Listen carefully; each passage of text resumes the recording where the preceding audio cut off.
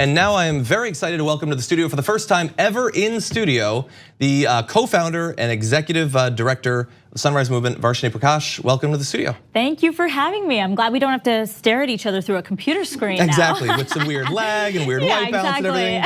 You're actually here. So you've joined the show a bunch of times over the past about 6 months. Yeah, thanks for having me. Ever since you guys really just, I mean, you threw like a brick through the window of the establishment when you guys sat outside of Nancy Pelosi's office. And so talk to me about that. Like when you guys decided to pull the trigger and actually do it, getting it together, getting AOC and a few other politicians involved in it, what was that like? Yeah, I mean, it all came together so quickly. Like we had basically in the months preceding, we were like, we have a situation where we know the House might, that the Democrats might win back the House. And we knew based off of previous experience that there was no chance that they were gonna actually prioritize climate change. And we'd seen this UN climate report coming out that said we had 12 years to do something drastic. And we said, we cannot afford 2 years of inaction. That will kill us. So we gathered 200 young people to come to Nancy Pelosi's office, and we actually just called AOC's team and asked, hey, can you send a tweet out or something? Can you just help us in a small way? And she was like, I'm gonna show up. Well, I assumed you guys had coordinated that was a big part of it. I mean, it was like 2 days before. It was like one day before that we asked her. She came. Wow. That was a good call. Yes, I agree. Shout outs to our political director for doing that. But I mean, literally, it was the night before she had heard of a group of kids sleeping out at a bunch of churches around the DC area, getting ready and trained for this action. And she came and spoke, and that was the most electric thing.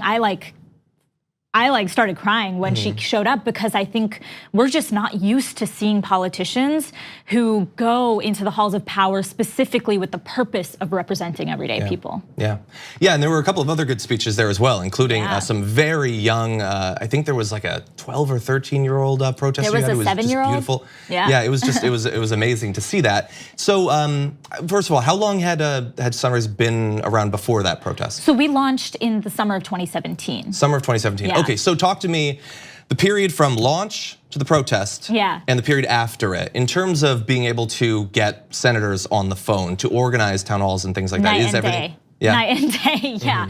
I mean, we were doing things.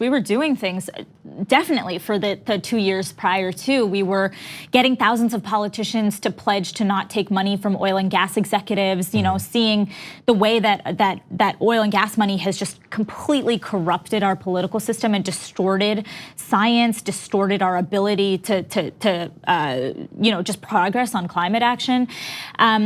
We had also run this pretty extensive youth electoral program where we were getting young people resourced and trained to go full time to get climate champions into office, to become leaders in our movement, and to hold our politicians' feet to the fire when they didn't push for the solutions that were commensurate to the scale of the problem.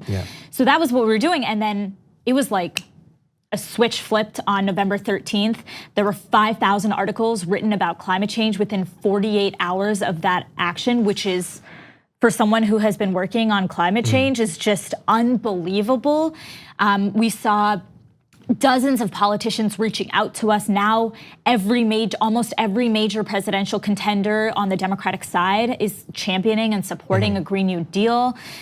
We have seen, it go from basically being this sort of niche policy idea to becoming the #1 most popular policy amongst Democratic caucus goers in Iowa. And climate change becoming a top issue in America. Who would have thought? Like, people forget that wasn't the case 6 months ago. Exactly, yeah, and even now trying to get the media to focus on it in a substantive way is difficult. The coverage is oftentimes depressing, the way that they cover it, the false equivalency with climate deniers. Right, and it's frequently about the political ping pong, and it's about, Democrats and Republicans, not about what we all have to gain in coming together to stop this crisis, about the economic prosperity associated with it, the job creation, the racial and economic justice components and all of that. Thank you very much for watching this clip from the Damage Report. If you liked it, don't forget to subscribe to this channel and ring the bell on YouTube to get notifications of our new videos. And of course, you can catch the full Damage Report live every weekday at 1 p.m. Eastern, 10 a.m. Pacific on TYT Network on YouTube TV.